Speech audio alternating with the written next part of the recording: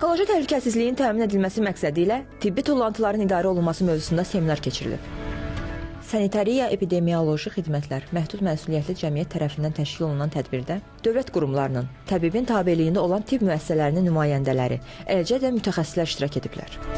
Bu tədbir, bu görülən işlər elə belə vaxtı-vaxtında müzakirə olunmağı, onun necə nəticə verməyin, onun hamısını yoxlaması çox gözəl bir fikirdir. Elementar, bax bu çıxarın istifadə olunan tullantıların onun ayrı-ayrılıqda yerləşdirilməsi, yığışdırılması, bax o kəsici, bax deşici, batıcı iynələrdir, şüşələrdir, bu ampullardır, bunların hamısı yığılması bu infeksiya mənbəyinin yayılmasının qarşısını alır.